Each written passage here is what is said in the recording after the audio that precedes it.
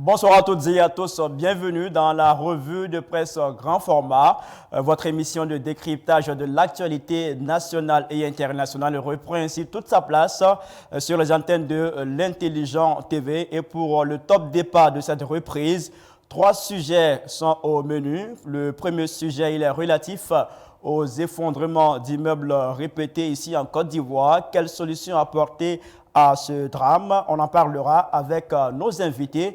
Pour le second sujet de cette émission, on va s'intéresser au rejet de la requête de réinscription de Laurent Gbagbo sur la liste électorale, un rejet qui a été fait par la commission électorale indépendante. Et à la fin de cette émission, nous allons vous conduire au Sénégal où le président Macky Sall a décidé de ne pas briguer un nouveau mandat au cours de l'élection présidentielle de février 2024. Voilà ainsi présenté le menu de ce soir. Bienvenue encore une fois de plus à vous sur les antennes de l'Intelligent TV.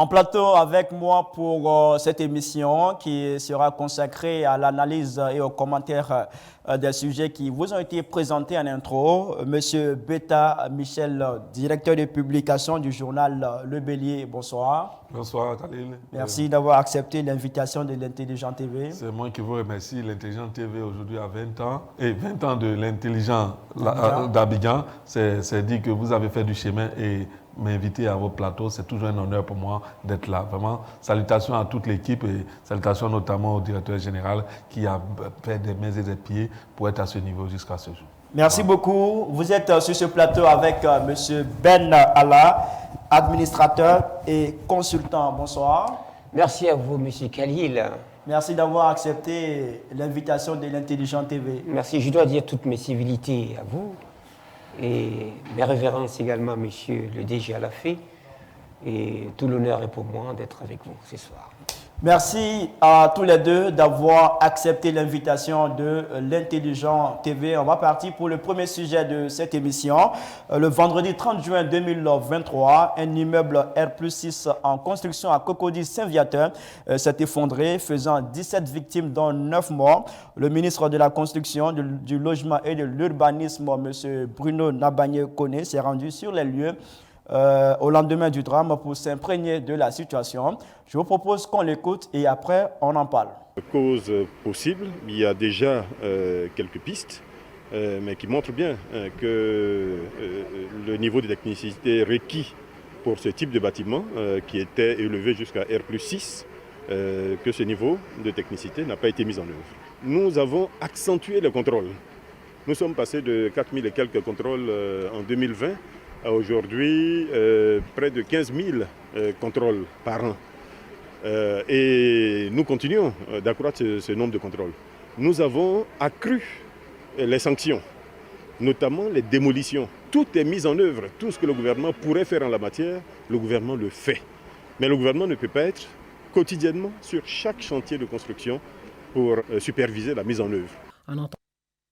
Alors, M. Betta-Michel, on commence avec vous. Comment vous réagissez à ce énième effondrement d'immeubles en Côte d'Ivoire? Vraiment, je voulais m'incliner devant la mémoire de toutes ces victimes, souhaiter prompt rétablissement aux blessés et aux familles des victimes. Vraiment, c'est déplorable, c'est triste, c'est douloureux. Hein. C'est douloureux ce que ces familles-là doivent vivre aujourd'hui et avec elles toute la Côte d'Ivoire. Voyez-vous, cette question d'effondrement du meuble n'est pas la première à laquelle on assiste. Depuis toujours, le gouvernement nous dit que des mesures seront prises, les mesures sont prises et tous les jours, on continue d'assister à ces drames-là. Aujourd'hui, je voulais me poser la question, est-ce que le ministère de la Construction a les compétences pour faire face à ces genres de situations-là? Parce qu'un immeuble qui tombe, c'est d'abord les sols et les matériaux de construction. C'est les deux paramètres qui sont souvent mis en exergue pour justifier ou bien pour expliquer l'effondrement de certains immeubles. Est-ce que le ministère de la Construction a les compétences? Quand je parle de compétences, je parle de compétences géotechniques pour mesurer. Est-ce que tel sol peut supporter de telles constructions? Est-ce qu'il a les experts nécessaires? Parce que le ministère de la Construction, souvent on oublie qu'il y a plus de juristes, il y a plus de personnes qui s'occupent des litiges, les litiges fonciers, que de réels experts dans le domaine des sols, des domaines de géotechnique. Je vais expliquer ça ici. Donc, voyez-vous, c'est toutes ces questions-là qui m'emmènent aujourd'hui à me poser la question de penser qu'il faut joindre ce ministère-là à plusieurs autres ministères techniques. Il faut faire de la construction un ministère, un ministère transversal qui puisse réunir même le ministère il faut avoir des services chargés de ce domaine-là au sein du ministère de la Sécurité. Il faut avoir des services chargés de ce domaine-là au sein du ministère de l'Énergie et des Mines. Parce que ça endeuille énormément les familles. Et la Côte d'Ivoire, je ne sais pas, quand j'ai de nombre, on est à près de 10 immeubles déjà écoulés sous le régime Ouattara. C'est trop. Et je pense qu'aujourd'hui, il nous appartient de prendre des mesures douanes pour ne pas laisser cette seule charge. Parce qu'on a l'impression que le ministère de la Construction est impuissant. Parce que ça ne fait pas longtemps. Le ministre a plutôt pointé du doigt une insuffisance de la technicité requise en la matière. Oui. Quand on l'écoute, on se dit que le ministère n'est pas responsable de ce qui s'est produit. C'est plutôt le maître d'ouvrage ou les techniciens qui ont travaillé sur le chantier. Voyez-vous, quand on est incapable de chercher des boucs émissaires, vous savez, l'État a l'entière responsabilité de mesurer. Est-ce que ceux qu'ils font, c'est parce qu'il n'y a pas de sanctions, je peux dire les sanctions à la mesure de certains cabinets qui se chargent de cette construction-là. Imagine une fois, est-ce que tu peux tu peux prendre le risque en tant que cabinet d'experts, si tu as la charge de mesurer, de vérifier et tout cela, tu peux prendre le risque de perdre ton autorisation en ne contrôlant pas suffisamment un immeuble? Tu peux prendre le risque quand tu sais que tu as tout ça pour ta vie? Mais c'est pourquoi je dis aujourd'hui le ministère de la Construction est débordé. Il est presque même incapable de faire face seul à cette situation. Il faut qu'on lui adjoigne certains autres ministères qui vont l'aider à mesurer ces genres de paramètres-là pour mieux maîtriser cette question-là. D'accord. Alors, Benalla, comment à votre niveau vous expliquez ce drame qui s'est produit à Cocody? Monsieur Betta a fait savoir que le ministère est incompétent face à la situation. Oui, je voudrais inviter M. Betta à avoir un peu de retenue dans ses propos. Devant les drames, un peu de quand il y a des morts, il n'y a plus de retenue. Lorsque on est devant une telle situation et qu'on vient de faire une minute de silence pour ces victimes, on ne va pas tout de suite accuser le ministère, encore moins le régime. Il parle de sous le régime Ouattara. Comment vous expliquez alors ce drame? Ce n'est pas là le problème. Ça n'a rien à voir. Vous avez une situation qu'il faut analyser avec sérieux. Nous avons une réglementation en matière de construction en Côte d'Ivoire. Pour avoir l'autorisation de construire, il y a tout un cheminement, il y a toute une série de procédures. Il y a l'étude technique jusqu'à ce qu'on arrive à l'autorisation qui est faite octroyée par le ministère de tutelle. Sur la question, il faut des professionnels pour adresser des questions professionnelles. Vous ne pouvez pas donc prendre quelqu'un qui n'est pas du milieu pour venir faire un contrôle des sols. Non, c'est pour ça qu'il y a des bureaux d'études. Les bureaux d'études sont là pour encadrer les travaux et vous voyez que chaque fois qu'il y a des travaux, eh bien, on a l'obligation d'afficher les données techniques qui sont liées donc à ces travaux-là. Notamment les bureaux techniques. Vous faites de la littérature, les faits sont là. Je vous en prie, oui, je ne vous ai pas interrompu dans votre élan. Alors, ici, le gouvernement a déjà pris des mesures conservatoires, notamment la mise en œuvre d'une brigade de contrôle mixte.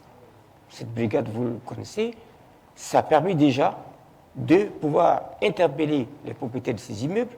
Ce sont des mesures conservatoires. Et les brigades donc, de contrôle mixte prennent en compte la présence donc, de la mairie, de la direction donc, de l'assainissement et du drainage, et également du district. Sauf qu'avec toutes ces mesures, les immeubles continuent de s'effondrer. Ce vendredi, même, on a eu un effondrement d'immeubles à Bégerville, un immeuble R+3. Oui. Malgré ces mesures, ça continue. Oui, mais il faut regarder les choses dans le temps. Si vous avez des bâtisses qui ont été donc édifiées il y a quelques années et que des gens n'ont pas respecté les règles du jeu en matière donc, de technicité, et que c'est maintenant que, sous le poids donc, de la pluie faisant, évidemment, on a des terrains qui sont plus humidifiés, donc c'est dans le temps que ces immeubles vont s'effriter. Alors, ce n'est pas parce que vous avez un cas comme ça qu'il faut tout de suite indexer et accuser l'administration. L'administration va faire son travail de contrôle. Est-ce que le contrôle est bien fait, justement? Parce que selon les informations qui ont été relayées par un site quasi.com, oui. L'immeuble appartient à un DAF d'une entreprise de la place.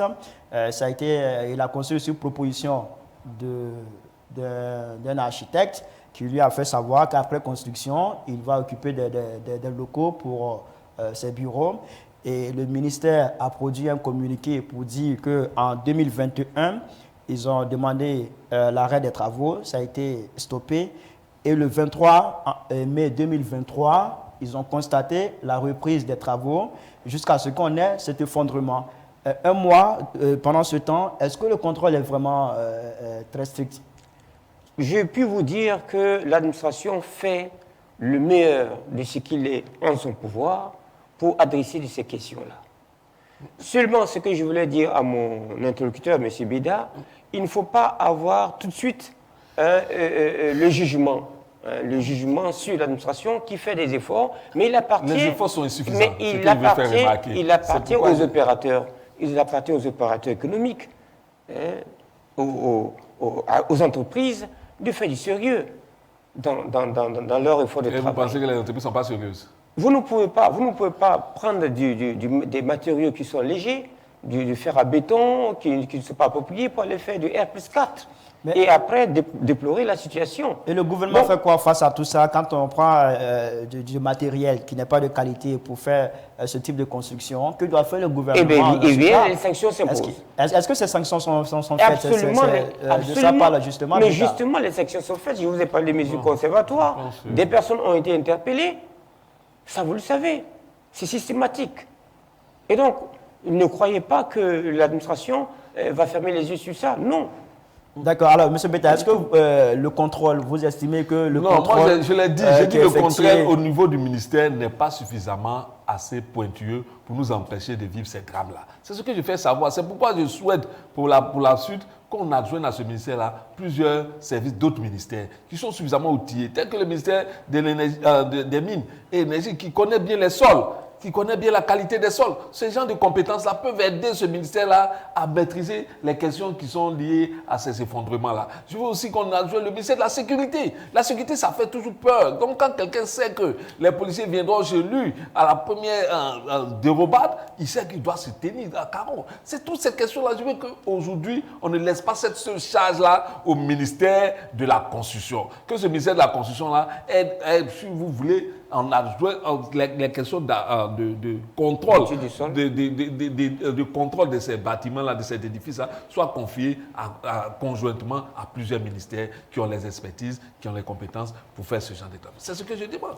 Parce qu'on nous parle de solutions. Oui. Moi, je vois que les solutions que le ministère nous propose toujours, on retombe encore dans les mêmes travers. Donc, je dis, aujourd'hui, on ne peut plus se contenter de ces simples mesures qu'ils nous annoncent. Il faut qu'on aille au-delà. C'est telle ma proposition. Alors, Benalla, que pensez-vous de cette solution que propose Betta Michel? Il faut adjoindre au ministère de la Construction d'autres ministères. Non, en fait, M. Betta, je crois qu'il y a beaucoup de choses... C'est Betta, hein? Betta. Excusez-moi. M. Betta, il y a des aspects que M. Betta doit comprendre. En matière de construction, c'est de la technicité. Tous les ministères ne peuvent pas faire de l'interférence dans ce milieu. Et si vous parlez de comité peut-être de contrôle, de suivi, oui, on peut faire un arbitrage partagé. Mais en ce qui concerne la construction, vous prenez par exemple les... Je vais vous aider. Non, je vais vous aider. On a commandé des gendarmes pour contrôler les produits. C'est vous dire non. M. Betta, on va l'écouter après, vous allez répondre. S'il vous plaît, on va l'écouter. Permettez-moi après, vous allez répondre. Permettez-moi de finir. Permettez-moi de finir. Ne m'arrêtez pas dans le cours du chemin. Alors, vous prenez le BNET. Le BNET est un bureau d'études. Vous avez des études en géodésie qui sont très affinées pour connaître ce que vous appelez la qualité des sols. Ce n'est pas le ministère des Mines. Il ne faut pas faire l'amalgame.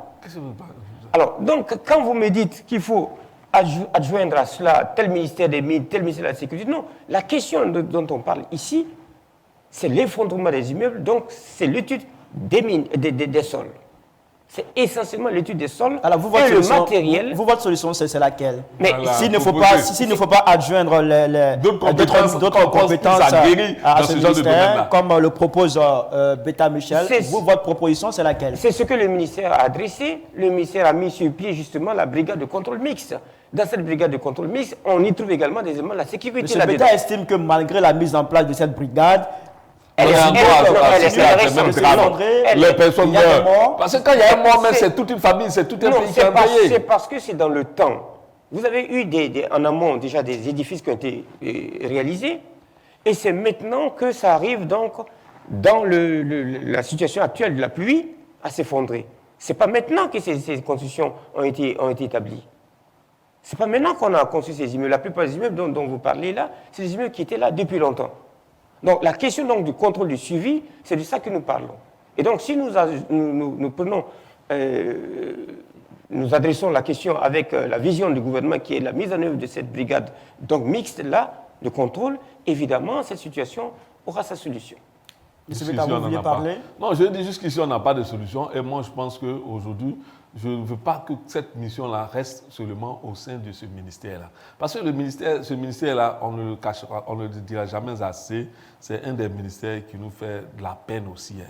Est-ce que vous pensez que l'une des solutions aussi serait la démission du ministre, parce qu'on entend certains le dire?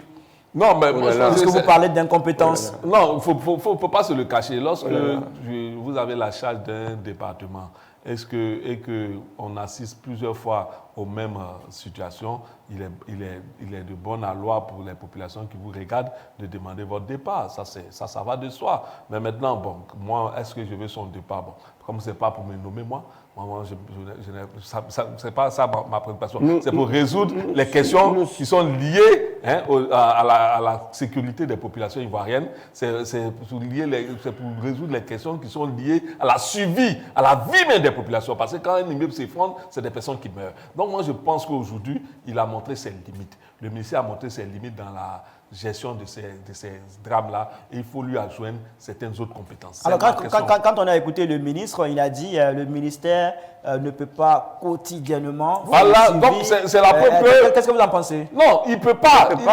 Il a montré, je n'ai pas dit, il a montré ses limites. Qui a montré ses limites? Non, le ministère de la Constitution, lui seul ne peut pas gérer cette question-là. Il n'est pas à la hauteur. Ce ministère n'est pas seul à la hauteur de cette situation. Il veut qu'aujourd'hui, moi je pense qu'il est temps qu'on réfléchisse pour lui adresser d'autres compétences pour l'aider. C'est de l'amalgame que M. Beta fait. Alors, quand le ministre dit... C'est de l'amalgame que M. Beta fait. Quand le ministre dit que le ministère ne peut pas au quotidien suivre les différents travaux, qu'est-ce que vous en pensez? Est-ce que c'est pas, comme il a dit, c'est pas de montrer ses limites? Non, c'est une mauvaise interprétation de mon ami Beta. Mais pourquoi tu veux m'indexer? Donne ton point de vue. Moi, je veux des solutions pour sauver les Ivoiriens. Je ne suis pas là pour faire plaisir. Il ne s'agit pas ici de porter des jugements de valeur sur un ministre ici. Non. Ou de parler des démissions d'un ministre ici. Non. Notre rôle ici, c'est d'analyser justement la situation de l'effondrement des immeubles. Oui, c'est son analyse à lui. Oui, mais il ne faut pas sortir du cadre technique pour parler de la politique. Non. L'appeler à la démission des ministres, ça n'a rien à voir avec la question technique. Le ministre, on l'a écouté, il a dit que le ministère ne peut pas être au quotidien sur les différents chantiers. Beta estime que c'est de montrer ses limites. Pas du tout. Pour vous, c'est quoi? Pas du tout. Est-ce qu'un ministère qui doit vraiment veiller à la sécurité... L'interprétation de cette intervention du ministre est claire. Quand on dit qu'on ne fera pas le suivi devant chaque acteur, il s'agit de les amener à prendre leurs responsabilités, d'être conséquents avec eux-mêmes. Vous ne pouvez pas prendre des règles de construction, sachant que vous devez le suivre de façon parcimonieuse, que vous devez donc respecter les règles, vous sortez de ce cadre-là, vous trichez et vous attendez que la faute revienne à l'État. Non, la faute appartient à celui qui construit son immeuble, d'abord, dans un premier temps. Quand vous avez eu l'autorisation de construire l'immeuble, vous avez donc obéi à certaines règles que vous avez remplies. Mais vous ne pouvez pas avoir l'agrément après l'autorisation et puis au moment de la réalisation, vous sortez du cadre. Ça, cet arbitrage-là, on ne fait pas ça avec vous. C'est de ça que le ministre veut parler. Donc le ministre n'est pas en train de dire qu'il y a une certaine faiblesse ou une certaine faiblesse, un manquement quelque part dans ce genre. Non, le ministre veut interpeller les acteurs, les opérateurs à respecter leurs engagements en suivant justement la feuille de route qui leur a été donc assignée. Alors, messieurs, l'ancien président ivoirien Laurent Gbagbo ne pourra pas voter durant les municipales et régionales du 2 septembre 2023. Sa demande de réinscription sur la liste électorale a été rejetée par la CEI, la Commission électorale indépendante. L'information a été donnée par le porte-parole du PPACI, Kone Katina, à travers un communiqué qui a été publié le vendredi 30 juin 2023. Monsieur Beta, que pensez-vous de cette décision? Pourquoi, selon vous, ça n'a pas abouti, cette requête? Vous savez, depuis le fait que la Côte d'Ivoire a aujourd'hui un président de la République qui n'est pas sur sa liste électorale, ça nous fait de la peine. Pourquoi? Ça nous désole. Ça nous rappelle un peu tout ce qui a émaillé toutes ces crises-là, toutes les raisons de toutes ces crises-là. Vous savez, c'est l'exclusion qui a été à la base de toutes ces crises que la Côte d'Ivoire a vécues jusqu'à aujourd'hui. Et aujourd'hui, ceux qui sont au pouvoir, qui ont déploré cette exclusion, sont en train de nous faire vivre cette même exclusion. Laurent Gbagbo, président de la République de Côte d'Ivoire, il n'est pas sur la liste électorale de la Côte d'Ivoire. Mais sous quel prétexte? La CEI estime qu'il a été condamné par la justice ivoirienne à 20 ans de prison. Laurent Gbagbo, condamné par la justice, il a expliqué, il a dit lui-même, en tant qu'ancien président, il y a une cour spéciale qui doit le juger. Ce n'est pas un tribunal de première instance qui doit juger Laurent Gbagbo. Vous aussi, soyons respectueux de certains normes que nous-mêmes avons votées. On ne peut pas aujourd'hui valablement justifier du rejet de Laurent Gbagbo par cette condamnation. Encore que, moi je dis toujours aux gens, vous savez, Laurent Gbagbo a posé des actes en 2010. Mais parce que le Conseil constitutionnel lui en avait donné pouvoir en faisant de lui le président de la République. C'est ce même Conseil constitutionnel qui a fait de Ouattara président de la République. Donc on ne peut pas valablement condamner les actes de Laurent Gbagbo. Parce que non, il ne faudrait pas qu'on oublie une chose. La Côte d'Ivoire a une histoire. Elle est tellement récente que souvent, quand les gens feignent de l'oublier, j'ai le mal au cœur. Je me dis, on ne peut pas être en train de gérer la Côte d'Ivoire et puis répéter les mêmes erreurs et penser qu'on aura les conséquences différentes. Non, il faut arrêter un moment. Il faut arrêter. Il faut arrêter. Moi, je pense qu'aujourd'hui, le rejet de Laurent Gbagbo sur la liste électorale est un acte purement politique. Politiquement, réparons-le et avançons. D'accord. Benalla, c'est un acte purement politique, il le dit, hein, c'est dans le même sens que le porte-parole. Je ne partage pas ce point de vue du tout de M. Betta. Et je pense qu'il ne faut pas faire des amalgames, comme toujours. Le droit, c'est une science rationnelle, c'est du technique. Le droit, c'est... Monsieur là, vous êtes dangereux. S'il vous plaît, le droit, c'est une matière scientifique. Vous êtes dangereux. Et le droit ne fait pas du droit qui veut. Vous êtes dangereux. Ne fait pas du droit qui veut. Quand vous faites de la médecine, vous allez à l'école de médecine pour être médecin.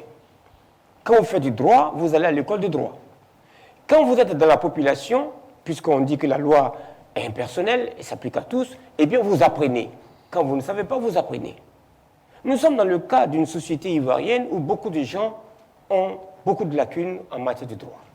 Vous êtes dangereux. Et il appartient donc à la population d'en apprendre assez. Alors, sur la question donc du rejet de la candidature, mais qu'est-ce que vous voulez que la CEI fasse? Oui, justement. Son inscription sur la liste électorale. Sur la liste électorale, pardon.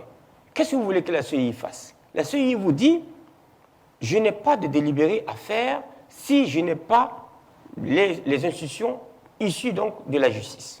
Il a été condamné. Il se trouve que les personnes qui sont visées ont fait des recours en appel. La procédure a suivi son cours et n'a pas abouti.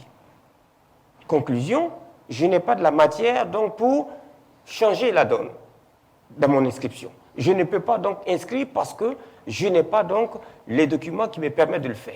Alors, Kone Katina estime que c'est une manœuvre politicienne visant à écarter Laurent Gbagbo de la vie politique. Ça n'engage que lui, parce qu'ils sont dans cette logique de diaboliser tout ce qui ne les arrange pas. Parce qu'il ne faut pas prendre une affaire juridique pour en faire systématiquement une affaire politique. Ici, nous avons une question de droit qui doit être donc examinée, analysée. Sur la question du droit, même nous sommes dans le faux. Non, parce que la compétence du tribunal de juger Laurent Gbagbo, c'est pas celle-là. Alors, dans ce cas, vous avez des recours. Oui, mais ces recours-là ne sont pas respectés. Les recours ont été saisis par les récurrents. Oui. Mais ça aboutit justement au fait que monsieur ne peut pas toujours se faire inscrire. C'est politique. Non, ce n'est pas politique. C'est du droit. Non, c'est pas du droit. Et donc, il faut poursuivre donc sur la voie légale, sur la voie donc du droit, pour que cette procédure puisse prospérer. Voilà ce que je peux dire. Alors, le président Laurent Gbagbo a dit prendre acte de la décision. Il a dit également qu'il n'est point affecté par cette situation. Vous le pensez? Vous pensez que Laurent Gbagbo n'est pas affecté par cette décision de la CEI? Bon, c'est lui qui dit, lui qui dit son ressenti, donc c'est son ressenti à lui, donc je ne peux pas me permettre donc de juger ce qu'il pense de son ressenti, ça n'engage que lui, mais ce que moi je puis dire, c'est que nous sommes dans un cadre ici de droit, il appartient aux Ivoiriens et surtout aux militants des différentes chapelles politiques de comprendre comment est-ce que le mécanisme de droit donc se fait. Quand vous avez une procédure de justice, il faut bien se renseigner et pour savoir comment le faire, comment aborder la question et comment donc aller en cassation et comment aller en réparation éventuellement pour pouvoir donc avoir gain de cause. C'est toujours une question de technicité, donc de droit, il faut l'apprendre. D'accord. Betta, quand Laurent Gbagbo dit qu'il n'est pas affecté par cette situation, on se demande quel était alors l'intérêt de son recours introduit auprès de la CEI. Vous savez, quand Laurent Gbagbo lui-même dit qu'il n'est pas affecté, nous sommes affectés. je vais vous le dire. Nous sommes affectés parce que c'est la Côte d'Ivoire qui régresse. N'oubliez pas que ce qui a mené d'abord le premier coup d'État en Côte d'Ivoire, c'est un rejet d'inscription d'un individu sur la liste, notamment à Ouattara. Donc, on ne peut pas vous parlez de coup d'État? Non, mais le coup d'État... Il y a eu un premier coup d'État en Côte d'Ivoire et vous l'imputez à qui? Non, mais les auteurs de ce coup d'État ont estimé que c'est parce que la Ouattara a été rejeté. Non. Mais ils ont Ne dit... faisons pas d'amalgame. Monsieur Beta, le sujet est trop sérieux. On parle de la vie des Ivoiriens. N'allez pas mélanger les choses. S'il vous plaît, on parle de rejet, on parle d'exclusion. S'il vous plaît, monsieur, s'il vous plaît. Monsieur, s'il vous plaît, s'il vous plaît, c'est ahurissant ce que vous dites. Laissez finir. Donc je disais que tout est parlé du rejet. On a eu encore, lorsque les gens ont fait la rébellion ici en 2002, ils ont dit que c'est parce que d'autres étaient exclus du jeu électoral. C'est pourquoi ils ont eu la rébellion. Aujourd'hui, vous pensez qu'en excluant Laurent Gbagbo de la liste électorale, qui cherche le pouvoir, a fait encore des personnes frustrées? Vous craignez des violences? Mais naturellement, je crains des violences, puisque quand il y a eu le rejet de Ouattara, il y a eu des violences. Je pense aussi les partisans de Laurent Gbagbo seront minés par ce genre de sentiments. C'est dommage pour la Côte d'Ivoire. Je dis, c'est pourquoi je le dis et je le répète. Lorsque Laurent Gbagbo dit lui n'est pas affecté, nous sommes affectés. Parce que nous pensons à la vie des Ivoiriens et nous pensons que la Côte d'Ivoire ne mérite pas ce genre d'attitudes-là qui sont aux antipodes du politique, de ce qui est sainement politique, ce qui est correctement politique. Ça, c'est des manœuvres politiciennes qui ne peuvent pas prospérer. On l'a vu, juste après le coup d'État, la première mesure que le président Dallot a pris, Robert Gueye, c'était de lever le mandat d'arrêt contre Ouattara. Vous voyez-vous, c'est vous dire que ces actes dont il parle, c'est des actes de justice, mais on connaît leurs résultats, on connaît leurs pendants. Donc c'est pour dire que quand la justice vient se mêler au jeu politique pour faire le jeu d'un camp, ça nous crée tous les problèmes. C'est pourquoi nous sommes déjà affectés, parce que nous ne voulons plus voir la Côte d'Ivoire sombrer. Alors, Benalla, est-ce que vous aussi, vous craignez des risques pour vous? Ça fait mais c'est comme ça que tout le monde analyse sur la Côte d'Ivoire. Il faut pas. Il a donné des exemples. En 99, on a eu des violences à travers le coup d'État. En 2002, on a eu des violences à travers la rébellion. Il craint à son niveau des violences sur la Côte d'Ivoire. Mais c'est pas lié. C'est pas lié. La question des droits dont nous parlons au jour d'aujourd'hui n'est pas liée à la question de l'instabilité qui a eu lieu en 2002. Je ne vois pas le rapport. Donc pour vous, Benalla, pas de violence? Pas de risque de violence? Non, pas du tout. Nous parlons ici de droit. C'est une question de droit. Vous voulez un pays... on demande aux militants de rester mobilisés déjà. Vous voulez un pays moderne, qui s'appuie sur le droit, sur les valeurs républicaines. Mais respectez déjà ces valeurs républicaines à travers les textes de loi. Mais quand les valeurs républicaines sont mal utilisées pour faire le pli d'un camp, c'est dommage pour la Côte d'Ivoire. Mais c'est une obsession à quoi on assiste. C'est dommage. Laissez le droit faire son travail. Le droit fait mal son travail. Et laissez les politiques également faire leur travail. Vous ne me faites pas des amalgames. Je vous en prie. Si vous voulez être ici le porte-parole de Laurent Gbagbo ou je ne sais pas, le chapelle politique. Moi, je veux être le porte-parole des Ivoiriens. Parce que j'estime que les Ivoiriens ont trop souffert du jeu politique, du mauvais jeu politique. Mais il faut qu'on assainisse ce jeu politique. Non, mais je veux être le porte-parole. Mais c'est normal. Mon métier même m'impose cela. Je suis journaliste. Je vous ai dit, je suis journaliste. Donc, cela même m'impose cela. D'être la voix de ceux qui ne peuvent pas parler. Je ne peux pas me taire quand les justices frappent sur nos yeux. Non, vous ne me demandez pas cela. Une chose est de prétention. Qu'est-ce que vous appelez prétention? de la méconnaissance du parler droit. de la Côte d'Ivoire, c'est monsieur, s'il vous plaît,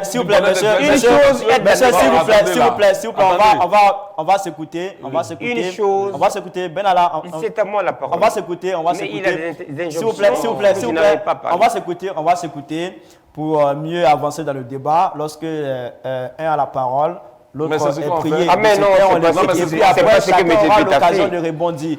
S'il vous plaît. Alors, Benalla, vous avez la parole, on vous écoute. Oui, mais je dis, et ça je le répète, il ne faut pas faire des amalgames. La question du droit est trop sérieuse pour qu'on puisse l'arrimer aux politiques. C'est trop sérieux. Il appartient aux Ivoiriens d'apprendre le minimum de ce qu'on appelle le droit. Quand on veut faire de la politique, on doit savoir les pendants juridiques en la matière.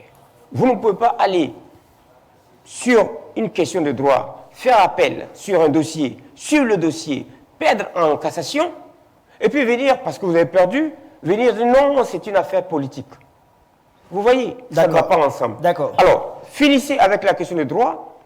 Quand vous finissez, vous venez, vous dites à votre population de façon honnête, voilà, nous avons eu tel recours, voilà tel document que nous avons donc adressé, et voilà le résultat. Maintenant que nous avons fini ces recours, eh bien, il y a lieu maintenant d'aller négocier sur le plan politique avec nos adversaires d'en face pour voir si on peut avoir des recours politiques. En ce moment-là, je serai d'accord avec vous. D'accord, mais vous ne mélangez pas les deux à la fois. Alors, monsieur, je voudrais que vous puissiez réagir sur ces propos du ministre Touré Mamadou, le porte-parole adjoint du gouvernement. C'était lors du point de presse du Conseil des ministres du 14 juin 2023. Il a estimé que Laurent Gbagbo faisait du dilatoire. Monsieur Betta. Oui, moi je pense que, vous savez, ce genre de propos a été déjà entendu. Quand on parle de la Côte d'Ivoire. C'est pourquoi quand j'entends d'autres parler de il faut s'en tenir au droit, je me dis, mais attends, on est dans quelle Côte d'Ivoire? Voyez-vous, c'est un ministre de la République. Hein? Je veux le respecter. Lui aussi qu'il apprenne à respecter ceux qui ont géré avant lui. Parce que Laurent Gbagbo, c'est un président de la République. Il a géré la Côte d'Ivoire. Et quand on veut s'adresser à un président, il y a des mots. Qu'il fasse du dilatoire, ça veut dire quoi? Quelqu'un qui a été rejeté de la liste électorale, il va en plus se réinscrire. Est-ce que ce dilatoire n'est pas confirmé quand Laurent Gbagbo dit qu'il n'est pas affecté par la situation? Non, je t'ai dit, et je le répète, lorsque Laurent Gbagbo n'est pas affecté, nous sommes affectés. Parce que les militants? Militants de quoi? Les Ivoiriens sont affectés parce que quand la Côte d'Ivoire brûle, non, s'il te plaît, quand la Côte d'Ivoire brûle, personne n'est épargné. Et là, nous savons que c'est question de droit. Non, j'ai dit, je vous dis que je suis journaliste et en tant que journaliste, je porte la voix de ceux qui n'ont pas de voix. Si tu ne veux pas le savoir, non, je n'ai pas prétentieux, c'est mon métier. On va s'écouter, s'il vous plaît. Oui, je disais qu'en le disant, ces propos-là ont été entendus par le passé, par d'autres personnes. Et on a vu où ça nous a conduit. Aujourd'hui, Laurent Gbagbo pose son problème auprès des juridictions compétentes. Laurent Gbagbo même l'a dit, en tant que président même, ce n'est même pas cette juridiction qui doit le juger. La Côte d'Ivoire sait où il est, la Côte d'Ivoire pouvait aller le chercher pour le juger. Elle n'a pas fait. Aujourd'hui, il s'agit de rétablir l'homme dans ses droits pour qu'il puisse participer librement à la vie politique de ce pays. Et ça, nous ne pouvons... Moi, je dis souvent aux gens, je dis, n'attends pas que ça t'arrive. Parce que nous nous souvenons, lorsque la candidature de Ouattara a été rejetée, nous nous souvenons, lorsqu'il n'a même pas pu être candidat à la députation en Côte d'Ivoire, on a vu les heurts qu'il y a eu en Côte d'Ivoire. Parce que les gens estimaient qu'il n'était pas national de ce pays. Et c'est le droit qu'il a estimé, ce n'est pas des individus. C'est pour te dire que le droit dont tu parles, que tu veux prendre aujourd'hui pour justifier tous les impairs auxquels nous assistons dans ce pays, nous a déjà causé assez de tort quand il se mêle aux politiques. Et c'est ce à quoi nous assistons. Le droit aujourd'hui est dans le politique et il fait les amalgames dangereux pour la nation. C'est ce qu'on veut déblancer. Sinon, ce n'est pas le fait que le droit, nous tous nous lisons, nous connaissons le droit plus ou moins. Mais quand le droit vient s'immiscer dans une affaire où il n'est pas droit, on doit lui le dire. C'est ce que nous faisons. D'accord. Alors, si on va partir pour le dernier sujet de cette émission, et là, je vous prie de me suivre pour qu'on se rende au Sénégal, où le président Macky Sall a mis fin au suspense relatif à ses intentions sur la présidentielle de février 2024. Lors d'un message à la nation, le 1er juillet 2023, Macky Sall a annoncé qu'il ne sera pas candidat à l'élection présidentielle de février 2024. On va en parler tout à l'heure, mais ça sera après cet extrait de son discours. Mes chers compatriotes, ma décision, longuement et mûrement réfléchie, est de ne pas être candidat à la prochaine élection du 25 février 2024. Et cela, même si la Constitution m'en donne le droit. En effet, depuis la révision constitutionnelle de 2016, le débat juridique a été définitivement tranché par la décision du Conseil constitutionnel numéro 1 C-2016 du 12 février 2016.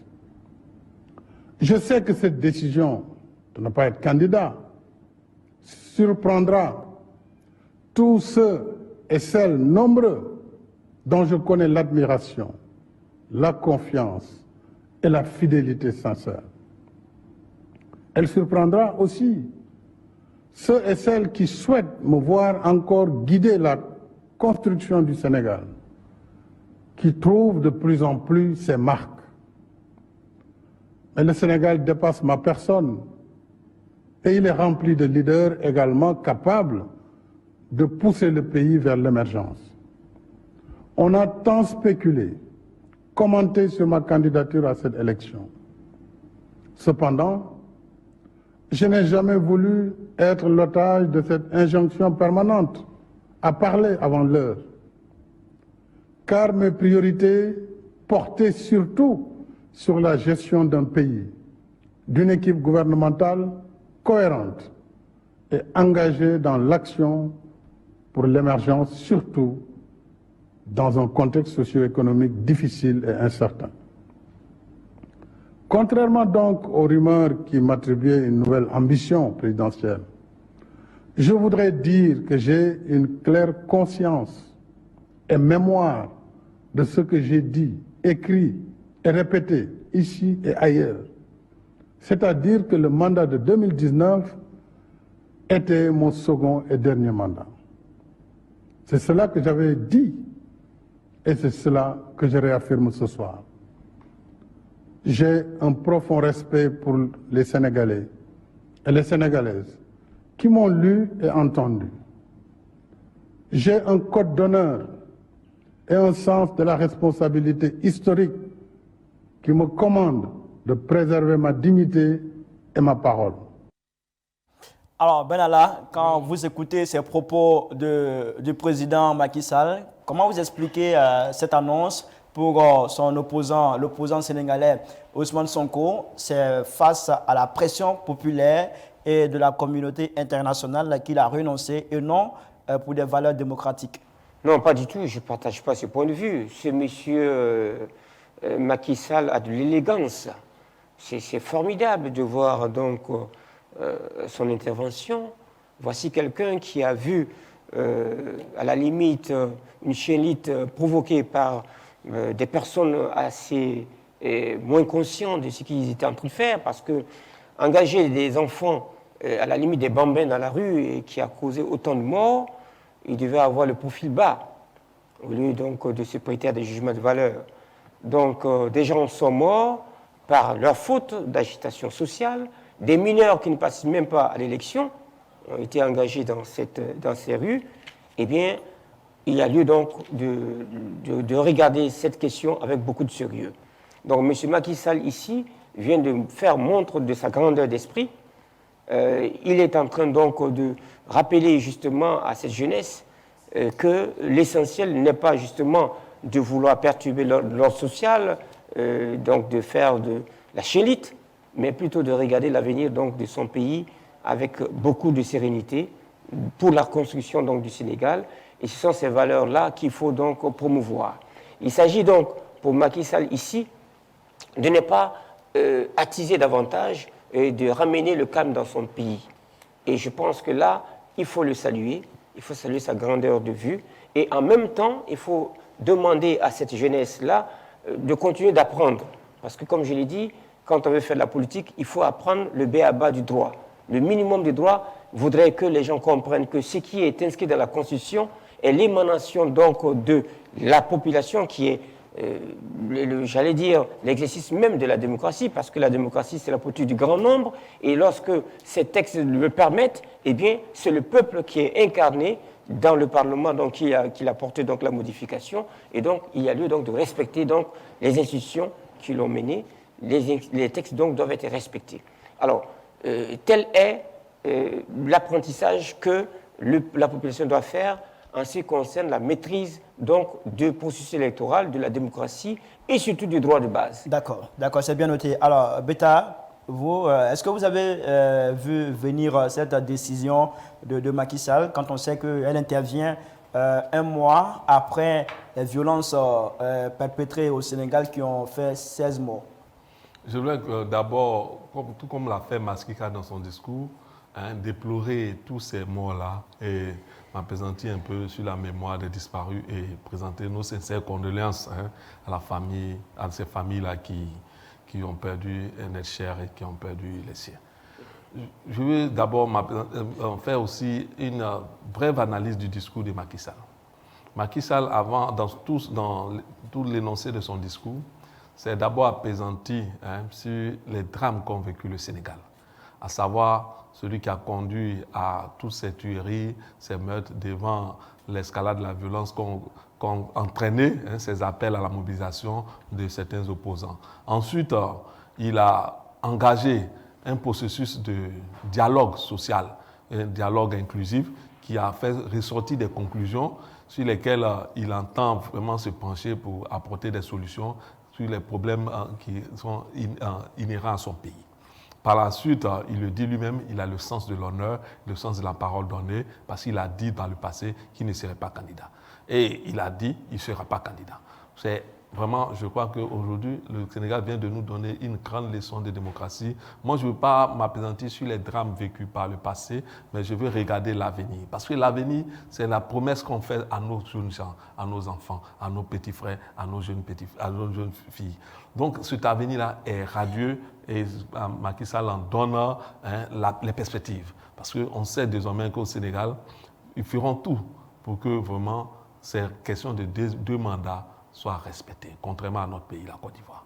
Moi, je crois qu'aujourd'hui, c'est une grande leçon de démocratie qu'on va demander, qu'on doit prier pour qu'elle aussi s'applique en Côte d'Ivoire. Parce qu'en Côte d'Ivoire, on a eu des présidents, notamment le président actuel, Alassane Ouattara, qui a dit qu'il ne sera pas candidat. Et malheureusement, comme vents et marées, il a posé sa candidature et il y a eu des morts. On a déploré encore des morts après 90. Alors, Beta, quand on se réfère à ce scénario de la Côte d'Ivoire où le président Ouattara avait annoncé qu'il ne serait pas candidat et après, il s'est présenté à la présidentielle. Est-ce que vous pensez qu'un retour de Macky Sall est possible? Non, j'ai fini mon analyse. Donc, pour vous dire qu'aujourd'hui, le Sénégal vient de nous donner un bon exemple de démocratie et je crois qu'il faut qu'on s'en serve et interpeller nos présidents, nos responsables à s'en servir. Pour ce qui revient sur sa parole, mais il assumera les conséquences. Il assumera les conséquences. Aujourd'hui, je crois que Ouattara doit se sentir très mal à l'aise. Parce qu'être revenu sur sa parole, voilà les conséquences. Non, moi je dis, il faut dire à Benalla. Il a dit, tu l'as dit ici, c'est pas lui qui dirige le débat. Voilà, et puis on a dit, il faut que chacun ait l'aisance de parler et l'autre prendra la parole. Voilà, merci. Je vous en prie. Donc je disais qu'il faut donner, il aura les conséquences, parce que je ne pense pas que Ouattara doit se sentir à l'aise après avoir renoncé à sa parole. Parce que les conséquences, on l'a vu, quand il a renoncé à sa parole, il y a eu des morts. Si Macky Sall peut assumer encore de renoncer à ses paroles pour pouvoir compter les morts au Sénégal. Il n'a pas choisi de non, s'il vous plaît. Être candidat à l'une présidente de la République, c'est un choix personnel d'abord, avant d'être un choix collectif. N'allez pas nous tromper avec ces mots, il n'a pas choisi. Je parle de Macky Sall, il n'a pas désigné de dauphin. Non, c'est pas lui de désigner. Il a un parti politique, il a des actions, il a une entité politique qui va le faire. C'est pas lui de désigner. Ça, c'est des actions infantiliser le peuple que de désigner un dauphin. C'est pas lui de désigner un dauphin.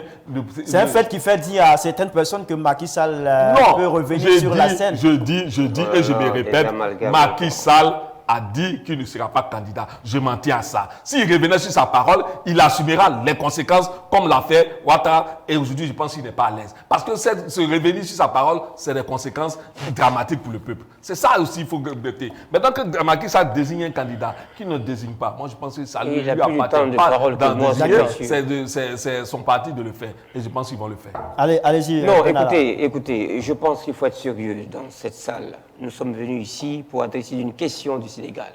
Vous ne pouvez pas faire l'amalgame avec la question passée de la Côte d'Ivoire. Et ça n'a rien à voir avec Ouattara, cette affaire. Qu'est-ce que vous avez? S'il vous plaît, soyons sérieux. Respectons nos institutions. Vous avez eu la parole, laissez-moi parler. Allez-y. Benalla, vous avez la parole, parlez. Alors, vous parlez de mandat, vous parlez du Sénégal, vous revenez sur Ouattara. Mais non, nous parlons du Sénégal.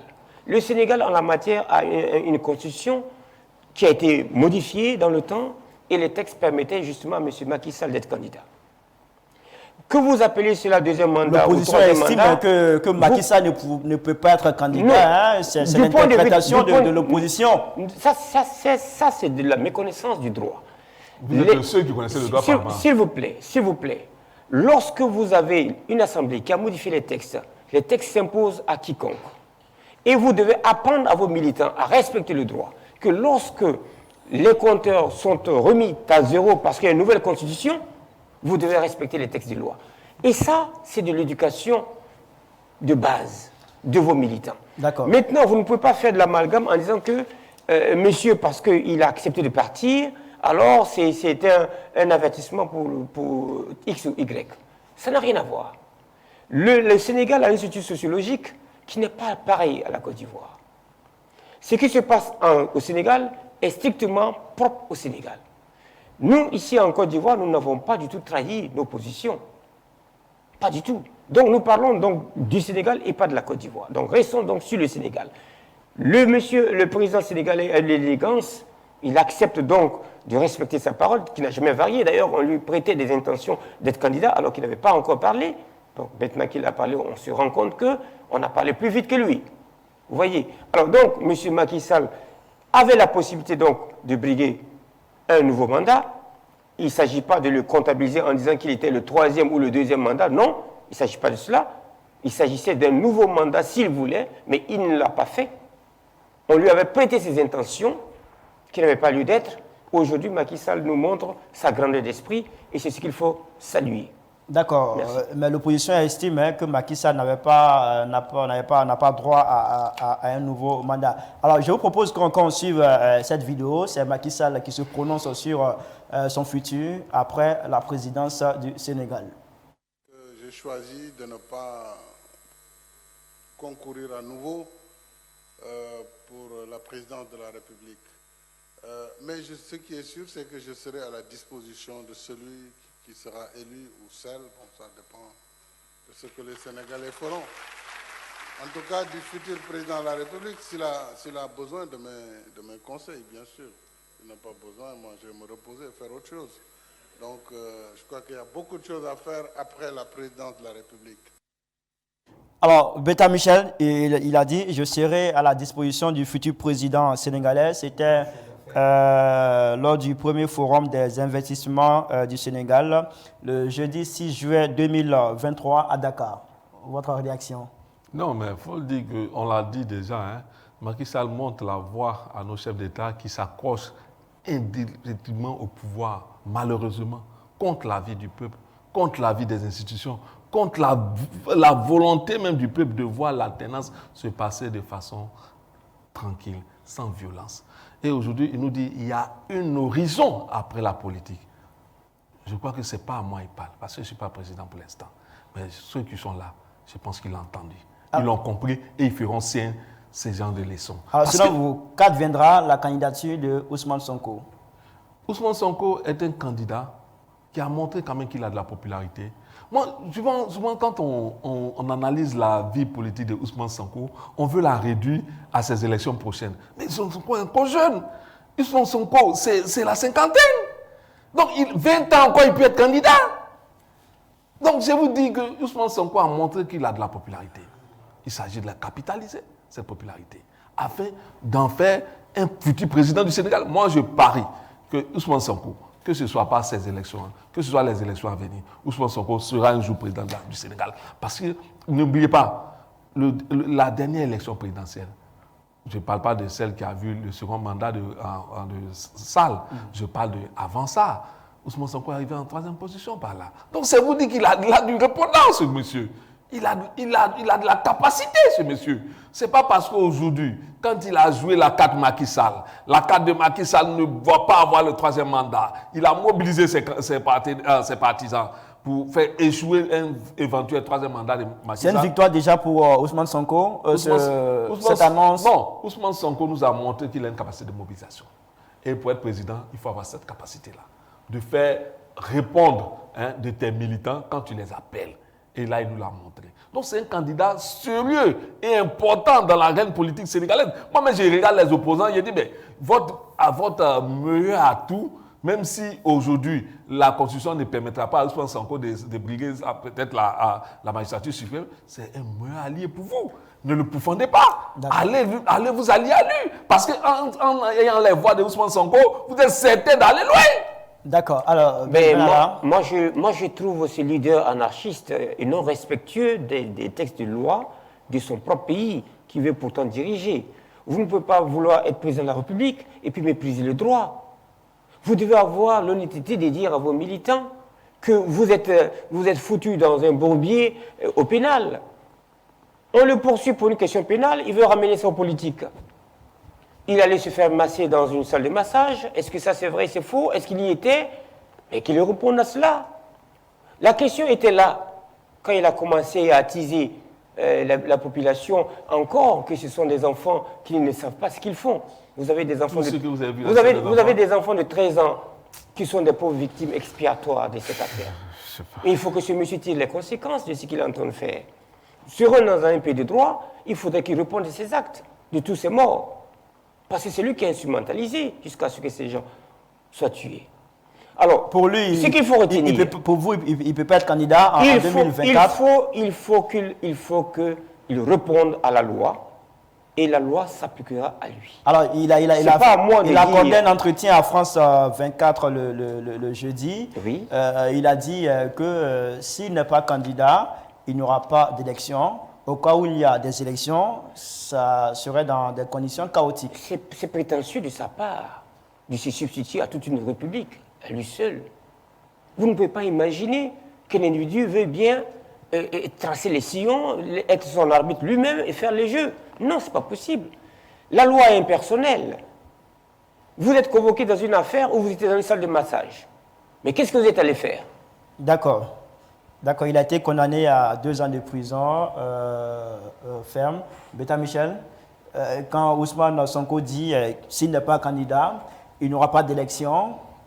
S'il y a élection, ces élections vont se tenir dans des conditions chaotiques. Bon, je n'ai pas suivi tout l'entretien de Ousmane Sonko, mais je crois que ce que vous dites est un peu fort. Oui, il a dit non, je dis ce que vous dites est un peu fort. Donc, ça vous dit que s'il a tenu ce type de propos, c'est un peu fort. Mais je n'ai pas tout suivi, donc je ne vais pas faire une analyse des entretiens de son discours. Mais ce que je veux retenir, c'est-à-dire, pour que Macky Sall, aujourd'hui, accepte de dire honnêtement qu'il ne sera pas candidat, il a fallu le lever des boucliers de Ousmane Sonko. Donc sa décision a été motivée par la pression de la rue. Je ne dis pas qu'elle a été motivée, mais elle a, je pense que dans son approche même de son discours, il a dit plus ou moins, il a vu beaucoup de personnes tomber, donc il fallait qu'il se prononce sur la question. Donc il s'est prononcé. Donc je crois que Ousmane Sonko a mené un combat pour la démocratie et il faut le saluer. Parce que la démocratie aussi impose certaines règles. Après 2 mandats, après une parole donnée, il faut respecter sa parole. Vous avez dit, après 2 mandats, vous partirez. D'accord, voilà. D'accord. C'est bien que c'est cette leçon aussi soit appliquée ici en Côte d'Ivoire. Et partout, on espère que ça sera appliqué partout. Je vais finir là. Vous savez, d'aucuns vont prétendre que vous en voulez à quelqu'un, alors que si j'en veux à quelqu'un, je veux pour le meilleur pour la Côte d'Ivoire. Parce que la Côte d'Ivoire, c'est notre bien. Nous parlons du Sénégal. Ce débat, il est déjà derrière nous.